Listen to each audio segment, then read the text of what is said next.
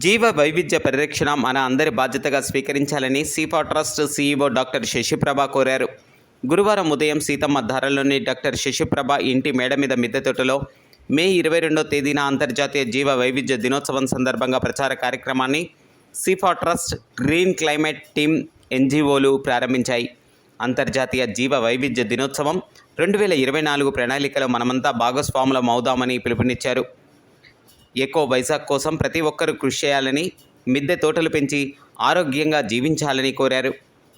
Green climate team NGO వ్యవస్థాపక కార్యదర్శి JV రత్నం మాట్లాడుతూ, జీవ వైవిధ్య పరిరక్షణ ప్రణాళికలో మనము భాగస్వాములుగా చేర్చి అందరి సహకారంతో జీవ వైవిధ్యాన్ని పరిరక్షించుకుందామని కోరారు.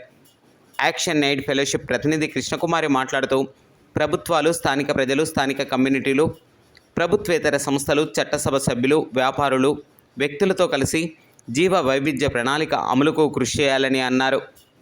జీవ వైవిధ్య పరిరక్షణ ప్రణాళికలో ప్రతి ఒక్కరూ భాగస్వామ్యం కావాలని పేర్కొన్నారు. గ్రీన్ అంబాసిడర్స్ ప్రతినిధి రామలక్ష్మి మాట్లాడుతూ, జీవ వైవిధ్య వనరులు మన నాగరికతలను నిర్మించే మూల స్తంభాలని అన్నారు. చేపలు దాదాపు 3 బిలియన్ల ప్రజలకు 20% జంతువులకు ప్రోటీన్లు అందిస్తాయని తెలిపారు.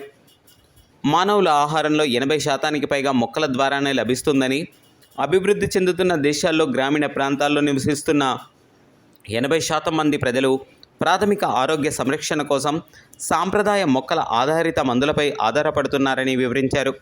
కార్యక్రమంలో పద్మావతి విశ్వవిద్యాలయం నుండి వచ్చిన ఇంటర్న్షిప్ విద్యార్థులు మాట్లాడారు. మనమంతా కృషి చేద్దాం. విశాఖలో అమలవుతున్న ఎకో వైజాగ్ ను మనమంతా జయప్రదం చేద్దాం. మేడ మీద మేమందరం బెండకాయ, జామ చెట్టు ఇవన్నీ చూసాము. అలాగే మనం అందరం విశాఖని జయప్రదం చేద్దాం. మిద్దె తోటలతో విశాఖం తీర్చిదిద్దుదాం. రసాయన ఎరువులు లేకుండా పంటలు పండించుకుందాం. ఆరోగ్యంగా జీవిద్దాం. 22వ తారీఖున బయోడైవర్సిటీ డే జరుగుతుంది. ఎందుకు జరుపుకుంటాము అని అంటే, మన చుట్టూ ఉన్న నేచురల్ రిసోర్సెస్ ఏవైతే ఉన్నాయో వాటన్నిటినీ కాపాడుకోవాల్సిన బాధ్యత మన మీద చాలా ఎక్కువగా ఉంది. ఇంకా మేడ మీద మిద్దె తోటలు అంటే రసాయనాలు, ఎరువులు కాకుండా, అలాంటివి కాకుండా మొక్కలు, ఇంటి కూరగాయలు, అవన్నీ పండించుకున్నట్లయితే చాలా వరకు కాపాడుకునే వాళ్ళం అవుతాము.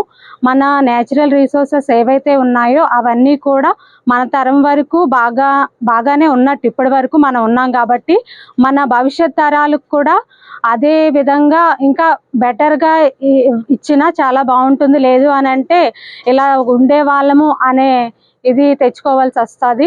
అందుకని అందరం కూడా ఈ ప్లానింగ్లో ఇవన్నీ ఉండాలని, నేచురల్ రిసోర్స్ని కాపాడుకోవాలని, రసాయనాలు, ఎరువులు, కెమికల్స్ లేని పంటలు పండించాలని కోరుకుంటున్నాం.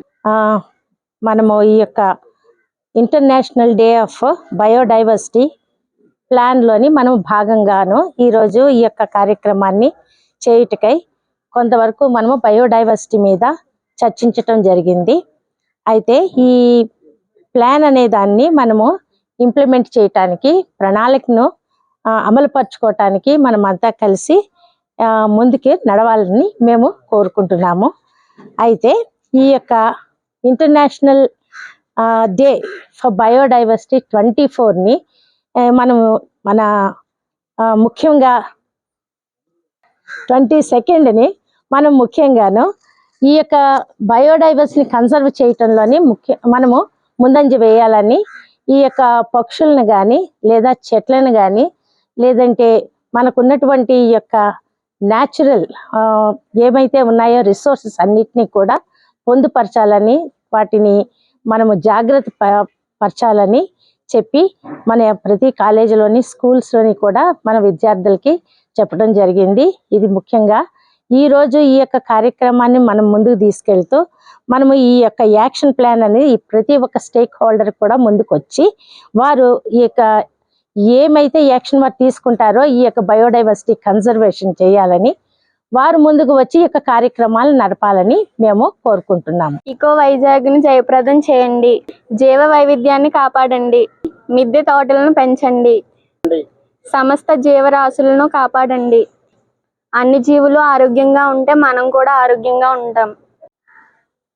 మే 22వ తేదీ జీవ వైవిధ్య పరిరక్షణ దినోత్సవం అంతర్జాతీయంగా నిర్వహిస్తున్నారు. దాన్ని మనం విశాఖలో జయప్రదం చేయాలని కోరుతున్నాము. అలాగే ఎక్కువ వైజాగ్ను జయప్రదం చేయాలి అని, మిద్దె తోటలు విస్తారంగా పెంచాలి అని, పర్యావరణ పరిరక్షణ కోసం ప్రతి ఒక్కరూ కృషి చేయాలని ఈ రోజు నుంచి 22వ తేదీ వరకు ఒక క్యాంపెయిన్ నిర్వహిస్తున్నాం. ఈ క్యాంపెయిన్లో ప్రతి ఒక్కరూ భాగస్వాములు కావాలని కోరుకుంటున్నాం.